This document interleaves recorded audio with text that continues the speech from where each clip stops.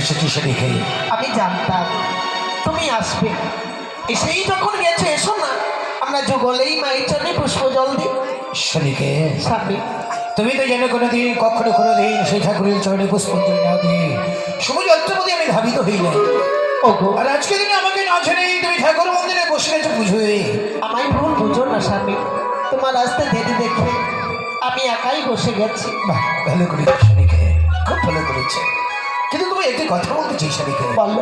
তুমি যে আজকে দিনে যে ঠাকুর মন্দিরে বসে বসে যে ঠাকুরের চরণে পুষ্পাঞ্জলি অর্পণ করছো মন প্রাণ সঁপে নিয়ে, জানতে পারি তুমি কোন ঠাকুরের প্রতিষ্ঠা করেছো? এই হচ্ছে নতুন দেবী। নতুন দেবী পৃথিবীর বুকে আবির্ভূত হয়েছে, তাই তো আমি নিয়ে এসেছি মাকে পুজো দেবার জন্য। স্বামীকে, তুমি কি আমায় একবার বলবে না সেই নতুন দেবীর নামটা কি?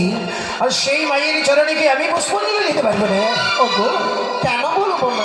এসো না, পুজো দেওয়ার পরে সবই বুঝতে পারবে। না স্বামীকে, তুমি হয়তো জানে আমি কখনো কোনো দিন কোনো ঠাকুরের নাম না জেনে কখনো কোনো দিন প্রতিষ্ঠা করিলে যদি সত্যি আমাকে বোঝাই বসতে হয় তাহলে কি নামে আমি প্রতিষ্ঠা করবো স্বামীকে? ওগো, আমি তো বললাম নতুন দেবী।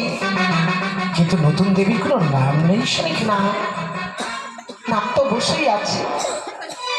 আমি যদি নাম বলে দিই তাহলে তুমি পুজো দেবে? নিশ্চয়ই দেবে, নিশ্চয়ই দেবে।